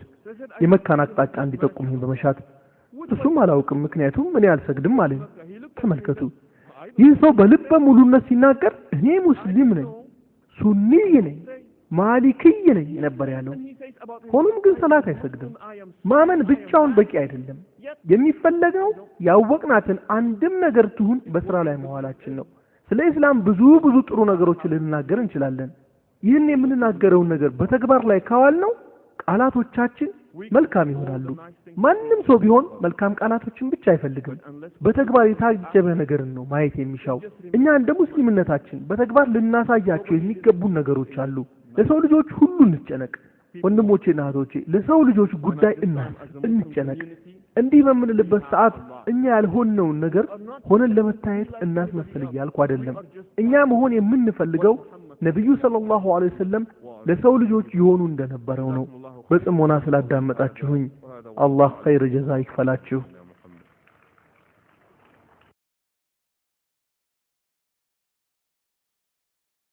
አሰላሙ አለይኩም። ስድስቱ ሲዎች ወይም ስድስቱ የሥነ ምግባር መመሪያዎች በሚለው በዛሬው ርዕሱ ላይ እጅግ ልምድ ያለው ተናጋሪ የሆነውን ወንድም ያሲር ፋዛጋን አቀባበል እንድናደርግለት እጠይቃለሁ። أعوذ بالله من الشيطان الرجيم. بسم الله الرحمن الرحيم. الحمد لله والصلاة والسلام على رسول الله. رب اشرح لي صدري. እጅግ በጣም ሩህሩህ እጅግ በጣም አዛኝ በሆነው በአላህ ስም ጀምራለሁ። ምስጋና ሁሉ የሚገባው ለሱ ነው። እንዲሁም የሱ መልእክተኛ በሆኑት በመሐመድ ላይ የአላህ ሰላምና ሰላዋት ይውረድባቸው። ሙስሊም ወንድሞቼና እህቶቼ ለሆናችሁ እንዲሁም የሌላ እምነት ተከታይ ሆናችሁ በሰው ልጅነት ወንድሞቼና እህቶቼ ለሆናችሁ ሁሉ አሰላሙ አለይኩም ወራህመቱላሂ ወበረካቱሁ። የአላህ Subhanahu Wa Ta'ala ሰላም እዝነትና ርህራሄ በሁላችሁም ላይ ይሁን የሚለውን ኢስላማዊ ሰላምታዬን አስቀድማለሁ። መልእክተኛው ሰለላሁ ዐለይሂ ወሰለም በርካታ ነገሮችን እንዳስተማሩን መታወቅ አለበት። እሳቸው ሰዎችን ካስተማሩት ነገሮች ሁሉ በጉልህ የሚታየው ስለ መልካም ባህሪ ያስተማሩት ነው። የመልካም ስነ ምግባር ወይም ባህሪ ባለቤት ስለመሆን ወደዚህ ጉዳይ ከመግባታችን በፊት አጠር ወዳለች የምናብ ጉዞ ይዣችሁ እንድሄድ ፍቀዱልኝ። የእስላም አስተምሮ ምን ሊመስል እንደሚገባ ምልከታ ስለሚሰጣችሁ ወንድሞቼና እህቶቼ፣ ኢስላም ማለት የእምነቶች ስብስብ ማለት ነው። እነዚህ እምነቶች በተወሰኑ ስርዓትን በጠበቁ ክንዋኔዎች ወይም ድርጊቶች የሚገለጹ ናቸው። እነዚህ ተደጋግመው በስርዓት የሚከወኑ ድርጊቶች የሰውየው ባህሪ ላይ ተጽዕኖ የሚያመጡ መሆን አለባቸው። የሰውየው ባህሪ የሚገለጸው ደግሞ ከሌሎች ሰዎች ጋር በሚኖረው ግንኙነት ነው። ስለዚህም አንድ ክብ የሆነ ነገር ማለት ነው። አራት በጣም አስፈላጊ ዋነኛ ግብአቶች ያሉት የሆነ የእምነቶች ስብስብ ሆኖ በስርዓትና በድግግሞሽ የሚከናወን የሆነ እነዚህ ክንዋኔዎች ወይም ድርጊቶች ባህሪ ላይ ተጽዕኖ የሚያሳድሩ የሆኑ ባህሪ ደግሞ ከሌሎች ሰዎች ጋር በሚኖረን ግንኙነት የሚገለጽ የሆነ በነገራችን ላይ ከነዚህ የተያያዙ ከሆኑ ሰንሰለቶች ወይም ክንዋኔዎች ውስጥ አንዱ ከጎደለ ተቀባይነት የለውም። አንድ ሰው ምናልባት ጥሩ አምልኮ ወይም ኢባዳ ሊኖረው ይችላል፣ ጥሩ ጸባይ ወይም ባህሪ ላይኖረው ይችላል። ዛሬ ጊዜ ያለውም ይኸው ነው። ሙስሊሞች አሉ በአምልኮ ወይም በኢባዳ ወቅት ስታዩዋቸው በጣም ምርጥ በሆነ መንገድ ሲከውኑት ይታያሉ። ግን ደግሞ በሌላ በኩል ባለጌዎች ሆነው ታገኟቸዋላችሁ። ጨዋሂዎች አሉ፣ ከነሱ ጋር አብሮ መሆን የሚቀፍ የሆኑ ናቸው። ሌላ ቡድን ውስጥ የሚካተቱ ደግሞ አሉ፣ በጣም ጨዋ ዝምተኛና በቀላሉ መግባባት የሚችሉ የሆነ ግን ደግሞ ከአላህ ጋር ያላቸው ግንኙነት በልኩ ነው። የትኞቹ ይሻላሉ? ከፈጣሪ ጋር ጥሩ ግንኙነት ያለው የሚመስልና ግን ደግሞ ከፍጥረታት ጋር አስቀያሚ ግንኙነት ያለው ወይስ ከፍጥረታት ጋር መልካም ግንኙነት ኖሮት ከፈጣሪው ጋር ያለው ግንኙነት ግን በልኩ የሆነው? የትኛው ይሻላሉ? ይህ ልክ የቀኝ አይንህ ይሻላል የግራ የትኛውን አይንህን በወስድብህ ይሻላል የሚል ጥያቄ እንደማቅረብ ነው። የቀኝ አይንህን ወይስ የግራ አይንህን? እኔ ሁለቱም እንዲነካ አልፈልግም እላለሁ። በተመሳሳይ እኔ ከፈጣሪ ወይም ከአላህ Subhanahu Wa Ta'ala ጋር ተገቢ የሆነ ግንኙነት አለኝ፣ ስለ ሰዎች ግን አያገባኝም የሚል ካለ እንደዛ ማለትም አይሰራም። ስለዚህም ነው እነዚያ ከላይ የጠቀስኳቸው አራቱ መስፈርቶች በጣም አስፈላጊ የሚሆኑት። ከነዚህ ውስጥ አንዱ መግደል የለበትም። ቁርአን በሚከተለው መልኩ ይነግረናል። ይህም በሚገባ አዳምጡኝ። እጅግ በጣም ጥሩ የሆነ የአምልኮ ተግባር ወይም ኢባዳ ቢኖርህ አኽላቅህ ወይም ጸባይህ ወይም ባህሪህ የተበላሸ ከሆነ ወይም የተበላሸ ባህሪ ካለህ እጅግ በጣም ጥሩ የሆነው የአምልኮ ተግባርህ ለተበላሸው ባህሪ ጉድለቶችህ ማካካሻ አይሆንም። ይሄ በጣም አስፈላጊ ነጥብ ነው።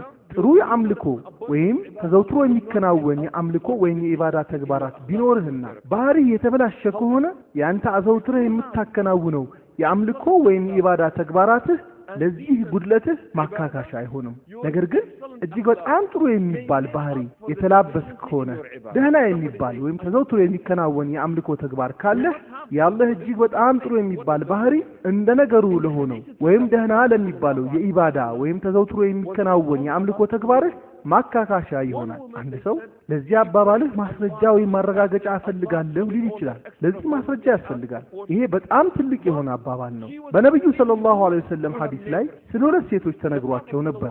አንዷ ሴት በጣም ሰላት ወይም ስግደት ታበዛለች፣ ጾም ታበዛለች፣ ሌሎች ተጨማሪ የሆኑ የአምልኮ ተግባራትን ሁሉ በሚገባ ታከናውናለች። ነገር ግን ጎረቤቶቿ ላይ በጣም የተበላሸ ባህሪ ታሳያለች። ነብዩ ሰለላሁ ዐለይሂ ወሰለም ምን አሉ? በዚህ ሁኔታዋ ከቀጠለች መጨረሻዋ ጀሃነም ይሆናል አሉ። ቀጥለውም ነብዩ ሰለላሁ ዐለይሂ ወሰለም ስለሌላዋ ሴት ተነገራቸው። የአላህ መልእክተኛ ሆይ እቺ ብዙም አትሰግድም፣ ብዙም አትጾምም፣ ግዴታ የሆነውን የአምልኮ ተግባር ብቻ ነው የምታከናውነው። ጎረቤቶቿን አስመልክቶ ግን እጅግ በጣም መልካም ባህሪ ነው ያላት አሏቸው።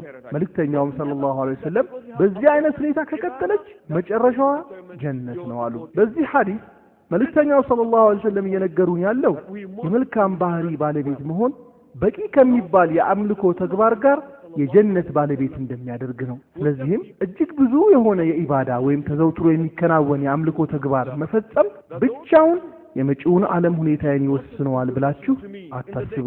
ይህ በጣም ወሳኝ የሆነ በደንብ ልናጤነው የሚገባ ነገር ነው። እንዲሁም ደግሞ የመልእክተኛውን ሰለላሁ ዐለይሂ ወሰለም ሱና ወይም ምሳሌ ካየን እሳቸው እንዳሉት በፍርዷ ቀን ከናንተ ውስጥ ከኔ በቅርብ የሚሆኑት መልካም ባህሪ ወይም ስነ ምግባር የተላበሱት ናቸው ብለዋል።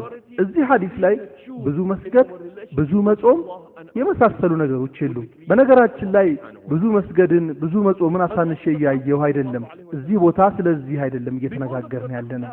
ትናንትና ማታ እንደተነጋገርነው ከአላህ ሱብሓነሁ ወተዓላና ከሱ ፍጥረታት ጋር ባለን ግንኙነት ያለኝን ሐሳብ ስገልጽ በሳል ስለመሆንና ቅድሚያ ልንሰጠው ስለሚገባን ነገር ተነጋግረናል።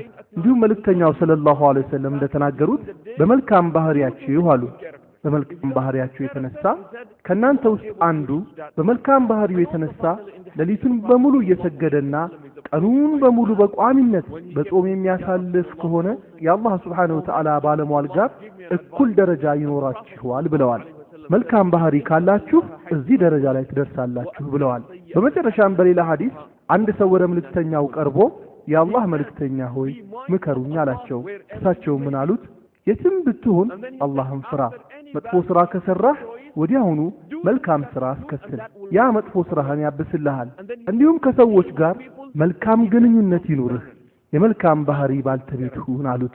አያችሁ ወንድሞቼና እህቶቼ፣ እያንዳንዳችን የሶስት አካላት ውጤቶች ነን።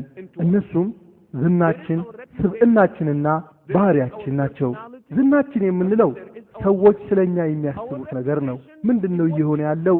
አብዛኛዎቻችን ዝናችንን በመገንባቱ ላይ ብዙ ጉልበታችንን እናባክናለን። ለምን ቢባል የሚያስፈልገን ጉልበት አነስተኛ፣ ውጤቱ ወይም ሽልማቱ ደግሞ ፈጣን ስለሆነ ነው። ለዚህም ፖለቲከኞችን ማየት ትችላላችሁ። ምርጫ በቀረበ ወቅት ምን ያደርጋሉ? ለሰዎች እንዴት ሆነው ይቀርባሉ። ሩህሩህ መስለው ወላጅ አልባ ህፃናትን አቅፈው ይታያሉ። ይህ በዋና የተነገረላቸው ተሳካላቸው ማለት ነው። ስለራሳቸው የሆነ ምስል እንዲታይ ያደረጉ ነው። ፖለቲከኞችን በምርጫ አካባቢዋቸው በርካታ ገንዘብ የሚያወጡት ዝናቸውን የሚያጎላ ምስል በመገንባቱ ላይ ነው። ስለዚህም ዝናችን ማለት ሰዎች ስለኛ የሚያስቡት ነገር ማለት ነው። ሌላው ደግሞ ስብዕናችን ነው። ስብዕናችን ደግሞ ራሳችን ለሰዎች እንዴት አድርገን እንደምናቀርብ ከሰዎች ጋር ያለን አቀራረብ ማለት ነው። በዚህ ላይም ቢሆን አብዛኛውን ገንዘባችንና ጉልበታችንን ጊዜያችንን ወጪ በማድረግ ስብዕናችንን ለመገንባት በመሞከር እንጠመዳለን። ለዚህም ምክንያቱ በቀላሉ የሚያስፈልገን ጥረት አነስተኛ መሆኑና የሚያስገኘው ውጤት ወይም ሽልማት ፈጣን መሆኑ ነው። ለዚህም ለምሳሌ ስብዕናችንን ማሻሻያ የሚሆኑ ክፍለ ጊዜዎች አሉ። ፈገግታችንን የምናሻሽልበት፣ አኳኋናችንን የምናሻሽልበት፣ ለፈገግታችን ሳይቀር ጥርሳችንን ንጹህ እናደርጋለን። ይህ ምንም ክፋት የለበትም። ግን ነጥቡ ምንድነው? ስለራስህ የሆነ ምስል ለመፍጠር እየፈለክ ነው። ለሰዎች መምሰል የምትፈልገውን እንጂ በትክክል የሆንከውን እንዲያውቁ እያደረግክ አለመሆኑ ነው። ከዚያም ያለው ባህሪያችን ነው። ባህሪያችን ማለት ደግሞ በትክክል የእኛነታችን መግለጫ ነው። ስለዚህም ዝናችን ማለት ሰዎች ስለኛ ያላቸው አስተሳሰብ፣ ስብዕናችን ደግሞ እኛ መምሰል የምንፈልገው ሲሆን ስነ ምግባራችን ደግሞ እኛነታችን ነው። ብዙዎች ስነ ምግባራቸው ላይ ወይም ባህሪያቸው ላይ ብዙ ሲለፉበት አይስተዋሉም። ዝናችንና በስብዕናችን ላይ ግን በርካታ ጉልበት እናፈሳለን። በባህሪያችን ላይ ግን ብዙ ስንለፋ አንስተዋልም። የሚያሳዝነው ግን ማንነታችን የሚወሰነው በባህሪያችን መሆኑ ነው። ሱብሃንአላህ፣ ጥራት ለአላህ ይገባው። መልካም ባህሪ የተላበስን ከሆንን ምናልባት ሁለቱ ሊከተሉ ይችላሉ። የመልካም ባህሪ ባለቤት መሆን የሚያስገኘው ሽልማት ወይም ውጤቱ ወዲያው በፍጥነት የሚገለጽ ላይሆን ይችላል። በእርግጥ የመልካም ባህሪ ባለቤት የሆኑ ሰዎች ላይታወሱ እንኳን ይችላሉ። እንደውም የመልካም ባህሪ ባለቤት መሆን በዚህኛው ዓለም ኑሯችን ላይ ችግርም ውስጥ ሊከተን ይችላል።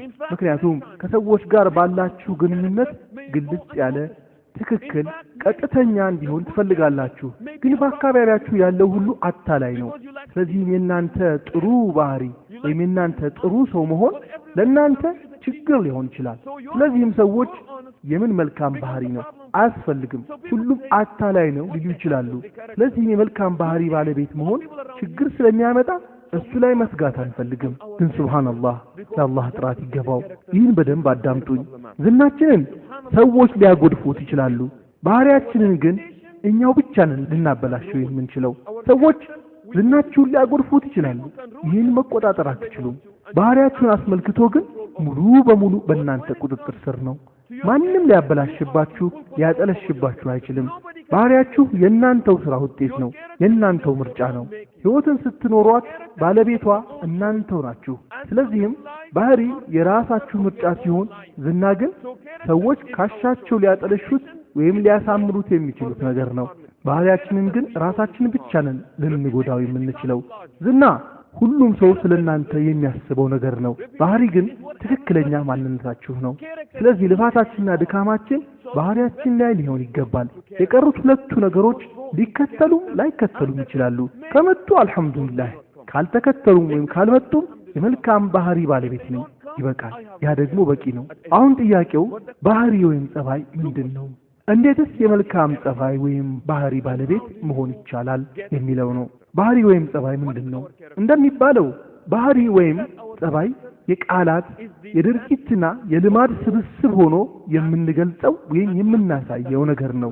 የቃላት የድርጊትና የልማድ ስብስብ ሆኖ የምናሳየው ወይም የምንገልጸው ነገር ነው። ለዚህም ነው አስተሳሰብህ ላይ ጥንቃቄ አድርግ የሚባለው። አስተሳሰብህ ቃልህ ይሆናል።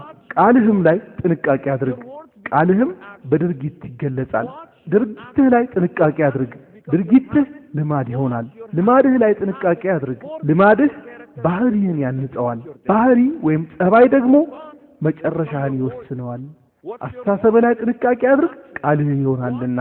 ቃልህ ላይ ጥንቃቄ አድርግ፣ በድርጊት ይገለጻልና። ድርጊትህ ላይ ጥንቃቄ አድርግ፣ ልማድህ ይሆናልና። ልማድህ ላይ ጥንቃቄ አድርግ፣ ባህሪህን ያንጸዋልና። ባህሪ ደግሞ መጨረሻህን ወይም ግብህን ይወስነዋልና። መልእክተኛው በዚህ አይነት መስመር ላይ አስተምረዋል። ሐሳብህ ላይ ጥንቃቄ አድርግ ሲባል አንድ ሰው ሐሳቤ ላይ ጥንቃቄ አድርግ ስትለኝ ምን ማለት ነው? ወደ አእምሮ የሚመጣውን አስተሳሰብ ወይም ሐሳብ ልቆጣጠረው አልችልም። አዎ ትክክል ነህ እለዋለሁ።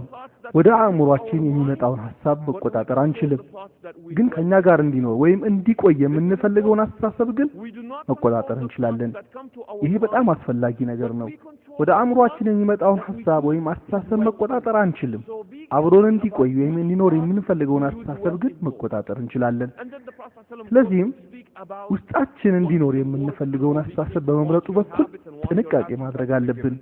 መልእክተኛው ሰለላሁ ዐለይሂ ወሰለም ስንናገር ማስተዋል እንዳለብን፣ ልማዳችንን፣ ድርጊታችንን የመሳሰሉትን መቆጣጠር እንዳለብን ተናግረዋል። መልካም ባህሪ እንዲኖረን አስፈላጊዎቹ ግብአቶች ምንድናቸው? 6 የሚሆኑ ባህሪያችንን ስንገነባ የሚያስፈልጉን ግብአቶች አሉ። በነገራችን ላይ ግባችን መልካም ባህሪ እንዲኖረን ማድረግ አለመሆኑን ልብ በሉ። የመልካም ባህሪ ባለቤት መሆን በሂደት የሚመጣ ነገር ነው። ልዩነቱ ምንድነው? ሁልጊዜም ግባችን ከመድረሻ መንገዳችን ወይም ከአስባባችን ጋር ከቀላቀልነው ወይም ካዋሃድነው የሆነ ቦታ ላይ እንቆማለን። ያ ደግሞ ለጥፋታችን ወይም ለውድቀታችን ምክንያት ይሆነናል። ዘዴያችን ወይም አስባቡ ከመድረሻ ግባችን ጋር ስንቀላቅለው ወይም ስናዋህደው ለጥፋት እንመቻቻለን። ለምሳሌ መስጊድ መገንባት ዓላማ ነው ወይስ ሰበብ ወይስ መንገድ ነው? መገንባት ግብ ነው ወይስ መንገድ ወይስ ሰበብ ነው? መድረሻ መንገድ ወይም ሰበብ ነው። ግን መስጊድ መገንባት ግብ ነው ብለን ካል መስጊድ ገነባን በቃ አለቀ ማለት ነው።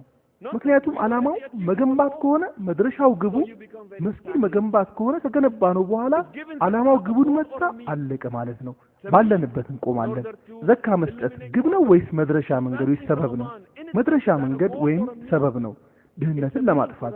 ረመዳን መጾም በራሱ ግብ ነው ወይስ ሰበብ ወይም መንገድ ነው? መንገድ ወይም ሰበብ ነው። የተሻለ ሰዎች ሆነን ለመገኘት ሰላት መስገድ ግብ ነው ወይንስ መንገድ ወይስ ሰበብ ነው? ሰበብ ነው። የተሻለ ጥሩ ስብዕና ያለው ሰው ለመሆን ሐጅ መሄድ ግብ ነው ወይንስ መንገድ ወይስ ሰበብ ነው? አንዳንድ ሰዎች ገንዘብ እያጠራቀምኩ ነው ምክንያቱም ሐጅ መሄድ ፈልጊያለሁ ይላሉ።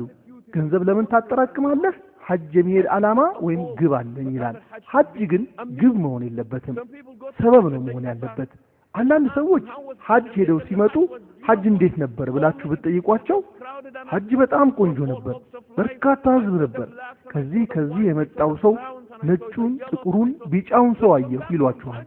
ከሐጅ መጥተውም ግን አሁንም ዘረኛ ናቸው። ሐጅ ሄዶ ጥቁሩን፣ ነጩን ሁሉን አይቶ አሁንም ግን ዘረኛ ነው። ሐጅ ምን ጠቀመው? ምን ጠቀማችሁ? ሐጅ ሄደው ሲመለሱ በጣም አስቸጋሪው ነገር ምንድን ነበር ብላችሁ ስትጠይቋቸው በሰፋና በመርዋ መካከል መመላለሱ በጣም አስቸጋሪ ነበር ይሏችኋል። ሐጅ ደርሰው ተመልሰው አሁንም ትምክህተኞች አሉ። በሐጅ ላይ በጣም አስቸጋሪ የሆነውን ክፍል ሴቷ ሀጀራ ያደረገችውን ለማስታወስ የሷን ድርጊት አስመስለው ሰርተው መተው አሁንም ግን ትምክህተኛ ናቸው። ደርሳችሁ መጣችሁ አሁንም ዘረኝነት ሳይለቃችሁ ሐጅ በጣም ጥሩ ነበር ትላላችሁ። ያ ተቀባይነት የለውም። ለዚህ ነው በከፊል ምክንያቱ ወይም ሰበቡ ወይም መንገዱና ዓላማው ወይም ግቡን ስንቀላቅለው የሚከሰተው ይሄ ነው። አንድን ነገር ሰበብ ወይም መንገድ ነው ካላችሁ በሂደት የሚከናወን ድርጊት ነው። የመልካም ባህሪ ባለቤት መሆንን የመሰለ ነገር በሂደት የሚከናወን ድርጊት ነው። ሂደትም ስለሆነ እኔ መልካም ባህሪ አለኝ ልትሉ አትችሉም። ማለትም ሁሌም ቢሆን ራሳችሁን ለማሻሻል ክፍት ነውና ሁሌም ቢሆን መልካም ባህሪ የተላበሰ ሰው መሆን ትችላላችሁ። ግን ያለ ማቋረጥ ያለ መታከት የመስራት ትጋትን ይጠይቃል። እሺ መልካም ባህሪ ለመላበስ የሚያስፈልጉን ግብአቶች ምን ናቸው? 6 አስፈላጊ ግብአቶች አሉ። እነዚህ ሁሉ ሲ በሚባለው የእንግሊዝኛ ፊደል ይጀምራሉ። እንዲህ ያልኩበት ምክንያት ለማስታወስ ቀላል እንዲሆን በማለት ነው። እነዚህ ሲ በሚባለው የእንግሊዝኛ ፊደል የሚጀምሩ 6ቱ በጣም አስፈላጊ ግብአቶች ምን ናቸው? የመጀመሪያው ኮንሽስነስ ወይም ህሊና፣ በአረብኛ በሚር የምንለው ነው። ህሊና ምንድነው? ህሊና አላህ Subhanahu Wa Ta'ala የሰጠን የውስጣችን የሞራል መለኪያ ወይም መገመቻ ነው። ሁሉም ሰው ተሰጥቶታል። ይህ የሞራል መለኪያ ትክክለኛ የሆነውን ካልሆነው መለየት የምንችልበት ነው። አንዳንዴ ትክክል የሆነውን ከተሳሳተው በትክክል ለመለየት የምንችልበት ነው። አንዳንዴ ስለ ሰዎች ስናወራ ህሊና የላቸውም እንላለን። እንዴት ይህን ያደርጋሉ? ጥሩ ልብ የላቸውም? ነፍስያቸው አታናግራቸው? ህሊናቸው የት ሄደ? ነብያችን ሰለላሁ ዐለይሂ ወሰለም ይህን አስመልክቶ ጥሩ ምሳሌ ሰጥተውናል። በሐዲሳቸው ላይ ዋሲባ ኢብኑ ማዕበድ የሚባል ሷሃባ አንድ ቀን ምሽት ላይ ሐሳብ ይመጣበታል። ለራሱ ምን ይላል? ነገ ከፈጅር ሰላት በኋላ ወደ መልእክተኛው ዘንድ ሄጄ የአላህ መልእክተኛ ሆይ ኃጢአት ምንድነው? የጽድቅ ስራስ ምንድነው ብዬ እጠይቃቸዋለሁ አለ። አልቢር ወልኢስ ነገ መልእክተኛው ዘንድ ሄጄ ኃጢአት ወይም እስም ምንድነው? ቢር ወይም የጽድቅ ስራ ምንድነው ብዬ ለመጠየቅ ወስኛለሁ አለ። በነጋታውም ወደ መስጂድ ሄድኩ አለ። መስጊድ ሲደርስ ዘግይቼ ነበር። መስጂዱ ሞልቶ ነበር። ወደ መልእክተኛው መድረስ አልቻልኩም አለ። ያንንም ሰዎችን ወደ ግራና ወደ ቀኝ ገፋ እያደረኩኝ ወደ እሳቸው መሄድ ጀመርኩኝ። ሰዎች ዋሲባ ዘግይተህ ነው የመጣኸው፣ ፊት ለፊት መሆን አትችልም፣ እዚሁ ቁጭ በል እያሉ ከዛም ከዚህም ይጎትቱኛል። እኔ ግን መልእክተኛውን ሰለላሁ ዐለይሂ ወሰለም ማናገር እፈልጋለሁ ስል መልእክተኛው አይተውኝ ፈገግ ሲሉ ተበረታታሁና ቀጠልኩኝ። ሰዎችን ግራና ቀኝ የገፋሁኝም ቢሆን ቀጠልኩኝ አለ። እሳቸው ጋር ደርሼም ተቀመጥኩኝ። ለእሳቸው ከመቅረቤ የተነሳ ጉልበቴ ከጉልበታቸው ጋር ተነካክቶ እጄንም እላያቸው ላይ አኖርኩኝ አለ። ከዚያም መልእክተኛው ሰለላሁ ዐለይሂ ወሰለም አሉኝ፣ ዋሲባ ከፈለክ ሳትጠይቀኝ በፊት ለጥያቄህ መልስ ልሰጥህ እችላለሁ፣ ከፈለክም እስክትጠይቀኝ ጠብቄ መልሱን ልሰጥህ እችላለሁ አሉኝ። ዋሲባ ኢብኑ ማዕበድ ምን አልኩ አለ፣ የአላህ መልእክተኛ ሆይ ጥያቄን ሳልጠይቆት በፊት መልሱልኝ አልኳቸው። ዋሲባ አንተ እዚህ የመጣኸው ኃጢአት ምን እንደሆነ መልካም ስራስ ምን እንደሆነ ልትጠይቀኝ ነው አሉኝ። ዋሲባ ምን አለ፣ በጣም ተገረምኩኝ አለ። የአላህ መልእክተኛ ሆይ በትክክል የመጣሁት ለዚህ ነው አልኳቸው።